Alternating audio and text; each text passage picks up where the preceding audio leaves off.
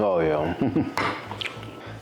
All right, so we'll check it out, y'all. Welcome back to Kitchen Culture, and today, listen, we taking it back to the old school, back to the basics, all right? So, I don't know if y'all grandmas used to make cube steak, smothered steak, you know, Salisbury steak, but that's the type of bag we in today. And the best part about it, you ain't gotta break the bank to do it, so you make a Sunday dinner for under about $30.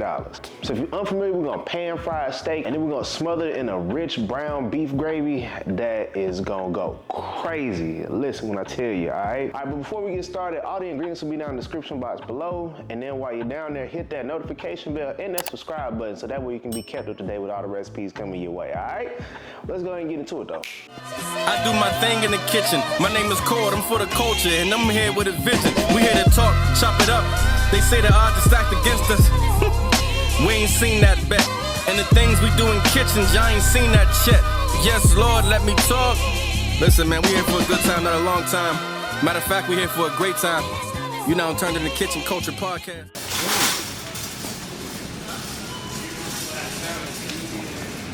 Yo, so you ever had cube steak? I don't think so. What is the cut of it? What have you had? Bro, I'm from the ghetto, bro. I come from nothing, nigga. Cube steak is cheap. Peanut butter and syrup sandwiches, bro. We ain't had no. So what's the cut of the steak? Is there like a, you know, I had a T-bone steak. I ain't had a T-bone steak, but you ain't had the. Okay. What is a cube steak? You ever had country fried steak? I think so. Okay, so we making a family meal for under $30, right? So we'll start off, we'll get some cube steak. So I don't know if y'all do this, you know what I'm saying? I'll literally put a pack of meat down, especially back in the day. Put a pack of meat down just because it's $2 cheaper. You know what I'm saying? So save a couple dollars, boom, $10.63. We'll just round up and see.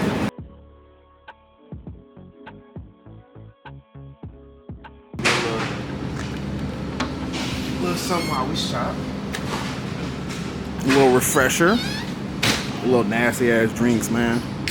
What's that, ginger something? Man, you gotta grow your Okay. Alright, so sour cream, you can get some for about maybe $2, $3, you know. But I already got some at the crib. Get you some russet potatoes. Alright, so these are gonna be about $3.99, $4. So right now we still in the $20.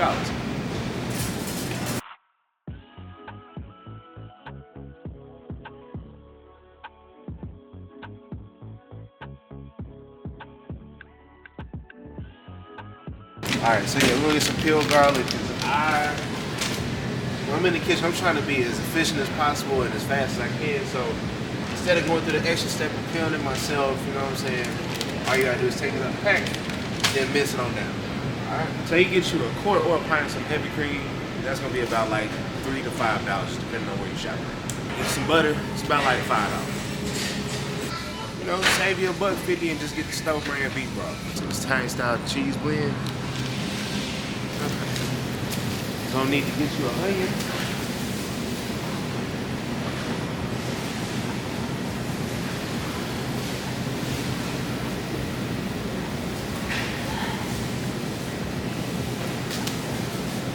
Alright, so shit, what kind of vegetable you wanna put with this? What type of vegetable what? What kind of veggie you wanna put with this? I mean, I like what you said about the broccoli.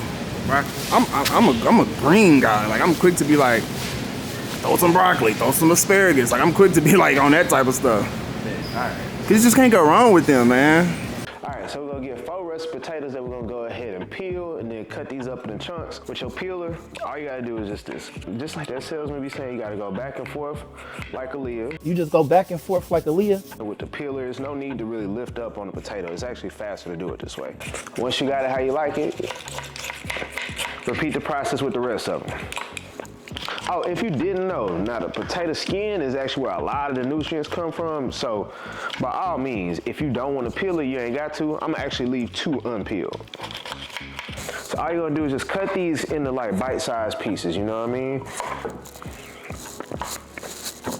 Doing it this way just helps the process of these to cook a whole lot faster, all right? So in the little small cubes or whatever. And then obviously, with your potatoes that got the skin on, make sure you clean them off first. And what I'm using is a chef's knife, you know what I mean? Make sure it's good and sharp. Otherwise, you're gonna have a hell of a time trying to cut this up. All right, so we're gonna go ahead and add our potatoes in. Oh, yeah. All right, so we're gonna add our potatoes into our ice bath, just so that way the potatoes don't turn brown, or the correct term is oxidized. All right, if you turn that nasty brown color, yeah, you don't want that. Just cancel the whole thing. All right, then we just hit this with a little bit of salt, all right? So we're just gonna go ahead and let this hang out for a little bit while we work on the rest. So we got about 4 cube steaks, all right? Listen, with beef, for the most part, I don't really see it necessary to wash it off or try to clean it or anything like that. Even though technically you don't have to clean your meat. It's just blacknically, that's the thing. But okay, go ahead and put these onto your cutting board, which I done lined with some parchment paper. So we're gonna go ahead and beat this meat real good. Pause, that's crazy. I'm not gonna lie, that's kind of a crazy statement, but. Yeah, that is crazy, but I'll let you go, pause. What, the Diddy part? Huh? The Diddy part? Yeah, that's kind of crazy, but all right. So we're just gonna go ahead and pound this meat out for a little bit, just so that way we can kind of tenderize it, you feel me? You ain't trying to bam this out, you know what I'm saying? Like, the meat is already, the cow is dead. You're just trying to go ahead and flatten it out, get it a little bit tender. The best part about this is so easy to do. Turn that thing around, then beat it some more. All right, so we flatten this out a little bit. As you see, it's probably like an 1/8 to 1/4 inch difference. So the seasoning for this is real simple, because this is like a really down-home Southern meal. Whether it's olive, grapeseed, whatever, we're just gonna go ahead and get some oil.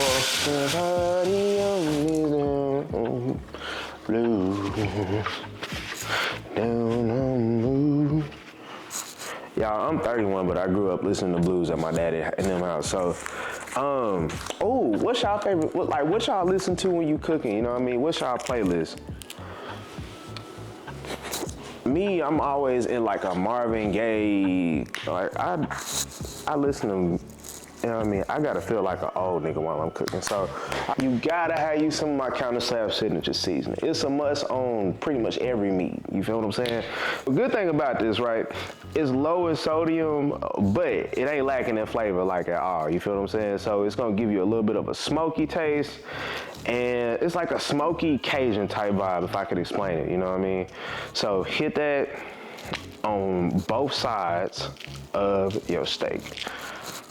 Cayenne pepper, we not trying to make this spicy at all. It's just gonna balance out everything. It adds just a slight, ever so slight kick. This is what you wanna make sure you don't wanna be heavy-handed on, you feel what I'm saying? Now, one thing grandma would always have, it was either that good old Lowry seasoned salt or some nature seasoning. Or that season all too, but this nature seasoning is like that. It goes on almost everything. So I'm gonna hit it with that nature's. All right, flip it over, reverse it, do the same thing on the other side. I'm confident and I believe in y'all that y'all will be able to season the other side without seeing it on camera. But so while waiting on that to finish up, you gotta tap in with my cookbook, Kitchen Culture. All right, the best big bag cookbook on the market. I mean, it ain't all big bag recipes. It's like a good 3 vegetable recipes. You know, I kind of felt like I overdid it a little bit, but just let me put you on real quick. So it's all sorts of recipes up in this thing. So you got some buffalo chicken sliders up in there, honey chipotle garlic shrimp, you know what I mean? Cocktails, hey, that's me.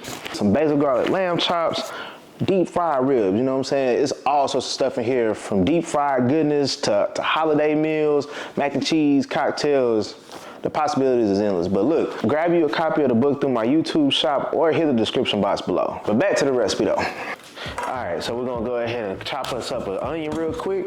So whether you wanna use a yellow or a white onion, doesn't really matter. So we're gonna go ahead and keep this root intact. Slice this in half right here. Boom. Just in case if you don't know how to cut up an onion. But go ahead and peel this off real quick. You start crying once you cut off the end piece. So then you're just gonna go ahead and get you a sharp knife and then just make your cuts. Boom. No tears, you know what I'm saying? And it's just that simple. So, all right, so look, not gonna hold you, right? I got some peeled garlic cloves. Just make it a little bit faster for you. Or you can get a garlic bulb and then, you know what I mean, peel it either way. So we're just gonna go ahead and mince these up real quick. Yeah, so now with this, of course, fresh garlic cloves or even garlic paste is gonna give you the best garlic flavor, you know what I'm saying? The most bang for your buck in comparison to like say garlic paste, you feel what I'm saying? Or granulated garlic. We're gonna make our dry batter for this, and it's not really even a batter, we're just gonna lightly batter the cube steaks, you feel what I'm saying? A cup of some all-purpose flour. Season this up with a little bit of smoked paprika, some nature seasoning, counter slap, and a little bit of cayenne pepper. Get all them seasonings worked in. So you go ahead and get your cube steak and put it into your flour mixture, right? Press that thing on down. Flip that thing over. Pat it in real good. All right, so we're heating up a skillet right now on medium-high heat. We're gonna go ahead and hit this with some grapeseed oil. All right, so we're gonna go ahead and drop our cube steak in. For safety purposes, drop it in away from you. Cause listen, I don't know if you ever done been hit with some grease splattering back on you, but shit. All right, you see, we're not trying to cook this all the way through at this point, all right? Because again, we're gonna finish this off in the oven and smother this. So we're just gonna go ahead and set this aside on the plate real quick as we get ready to make our gravy. All of this right here, we're gonna keep that because that's gonna be good flavor. All right, toss in half a stick of unsalted butter, melt that on down. And look, we ain't wasting nothing, so we finna go ahead and add in 2 tablespoons of that flour that we use to go ahead and coat our steak. All right, so we're gonna go ahead and brown this butter, okay? So this is gonna be kind of a low and slow process. You can do this on about like a medium low to low setting. You wanna get this kind of like my color, you feel me? So ideally, well, roughly this will take you about maybe about 5 minutes. All right, so this is what we're looking for right here. We want a nice, rich chocolate. All right, so we're gonna take some of them onions and add those on into our skillet. And we're just gonna go ahead and let this cook on down. So let this go for about 5 minutes. Then we're gonna add us in some of that minced garlic too. We're gonna add us in some hoochie sauce. So I like to season up the onions and everything before doing the liquid. It carries a stronger flavor that way. We hit this with some of our nature seasoning, not too much. Add in some of that counter slap. A little bit of that cayenne. All right, so we're gonna drop us in some rosemary and thyme. And then we're gonna add us in about 3 to 4 cups of some beef broth. Reduce that temp down, and then we're gonna just let it go for a few minutes. With any gravy, you guys to add the black pepper, okay? And grandma and them, they used to add a lot of it. You need to see black pepper specks. Now, obviously, don't literally go OD. You feel me? Because black pepper, after a while, it can kind of pick up and make it a little spicy. But, boom. A good gravy just needs some black pepper in it. All right, so we're gonna go ahead and smother these real quick. So we're gonna get our cube steaks, boom. Add these into your skillet, your pot. I'm using my Magnolite pot. This gotta be like the best Father's Day gift ever. Go ahead and pour that gravy on in. So we'll throw this in the oven at 350 for about 15-20 minutes, or you can finish it on the stove top on like medium low to low. All right, so we got our water to a rolling boil. Real easy with some potatoes, right? So salt your water. Now mind you, the potatoes been sitting in some salt water, but and potatoes on in. So it don't take long for these, probably about like 7 to 10 minutes at most. You just want these to be fork tender. So look, we're gonna go ahead and add our potatoes into a strainer. This gets you about a good tablespoon and a half of some sour cream. Half a stick some unsalted butter. And look, the steam from the pot is gonna melt all this down, so don't even worry about that, all right? I'm gonna add in about 3/4 cups of some heavy cream. Add some of that fresh basil up in there. Add in some garlic paste. All right, we're gonna throw us in some shaved Parmesan cheese. Add in some black pepper, and then a little bit of salt. You can always add more later, just start light on that. So go ahead and mash this on down. So with a masher, this should easily just all break on down how we want, all right? And that butter is also simultaneously melt.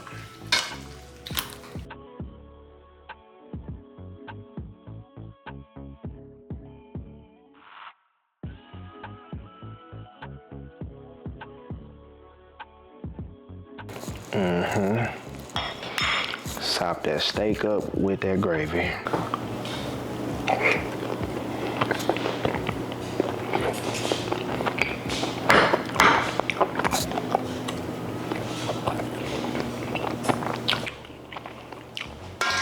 Well, this flavor going everywhere through that mother. Boy. Oh, yes, Lord.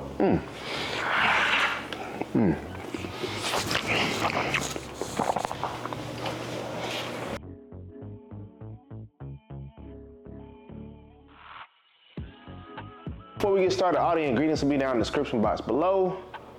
Oh yeah, then subscribe, all right.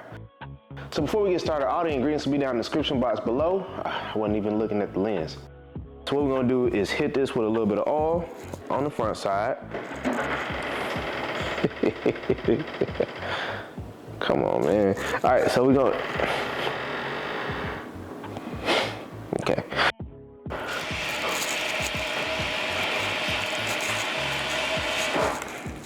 I think you're the loudest refrigerator of all time. Bro, like, I don't think I've ever heard a fridge loud. I don't think I have either. Don't leave from this pot.